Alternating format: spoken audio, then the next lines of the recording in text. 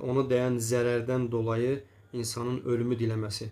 Məsələn, bəzən görürsən ki, insan şiddətli xəstəliyə tutulduğu zaman səbr etməyib, bəzən deyir ki, yəni ağızdan o ifadələr çıxır ki, ölüm bundan yaxşıdır və yaxud da Allahdan ölüm istəyir. Bu isə elm əhli buyurur ki, qardaşlar, bu qətiyyətlə icazəli deyil. Yəni istisna gətirirlər ki, əgər dininə fitnə gələcəyindən qorxursa, bu halda istisnadır. İnsanın dininə fitnə gələcəyindən qorxursa, bu halda istisnadır. Hansı ki, Məryəm surəsinin 23-cü ayəsində buyurur ki, Məryəm əleyhissalam, "Ya leytəni mittu qablə hədə və kuntu nəsiyyən mənsiyyə." Kəş ki, bundan əvvəl öləydim və unudulaydım. Və burada isə elm əhli buyurur ki, burada Məryəm əleyhissalamın dinində fitnəyə düşməsindən qorxduğundan dolayı bu cür demişdi.